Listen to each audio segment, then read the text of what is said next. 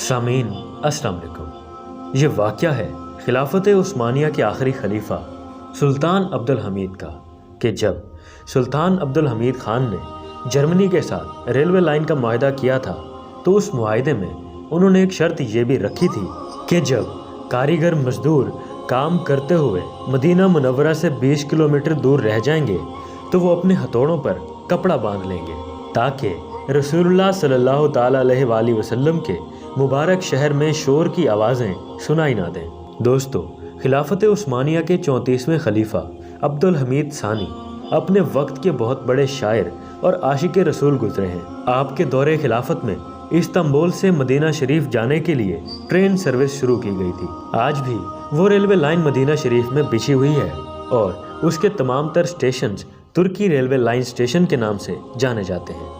ये वो ज़माना था जब ट्रेनें नई नई आई थी और ट्रेनों का इंजन कोयले का हुआ करता था। और फिर वो वक्त आया जब सुल्तान अब्दुल हमीद ख़ान को तुर्की रेलवे के इफ्तिताह के लिए बुलाया गया। अब मुकम्मल तैयारियां हो चुकी थीं और जैसे ही सुल्तान इफ्तिताह के लिए आगे बढ़े तो उन्होंने देखा कि कोयले वाला इंजन भड़ भड़ की आवाज़ें निकाल रहा है। तो सुल्तान अब्दुल हमीद इस पर बहुत ज़्यादा गज़बनाक हो गए और उन्होंने कुछ बट्टे और ईंटें उठाकर उस इंजन को मारना शुरू कर दी और कहा कि हजूर सल्लल्लाहु ताला अलैहि वसल्लम के शहर में इतनी तेज़ आवाज़ क्यों, कि ये अमन और सुकून वाला शहर है तो भला यहाँ ट्रेन के इंजन का ये शोर क्यों करो। उसके बाद सुल्तान अब्दुल हमीद ख़ान सानी ने उसका इफ्तिताह नहीं किया बल्कि उस इंजन के मदीना मुनव्वरा में दाखिले पर पाबंदी लगा दी। और आज तकरीबन 100 साल का अरसा होने को आया है। उस वक्त जो इंजन बंद हुआ था वो आज ऐसे ही मदीना शरीफ में रखा हुआ है। वो लोग इस कदर मुहिब रसूल थे कि वो इंजन की बुलंद आवाज़ को भी नबी करीम सल्लल्लाहु ताला अलैहि वसल्लम के शहर में पसंद नहीं करते थे।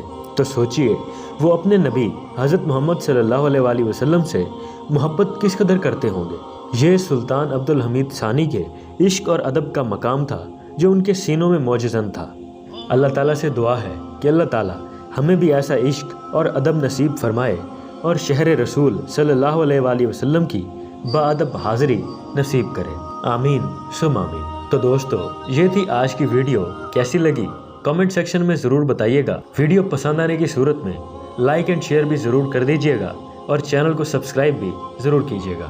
दोस्तों, मैं मिलता हूँ नेक्स्ट वीडियो में। तब तक के लिए अपने भाई को इजाज़त दीजिए। दुआओं में ज़रूर याद रखिएगा। शुक्रिया। अल्लाह हाफिज़।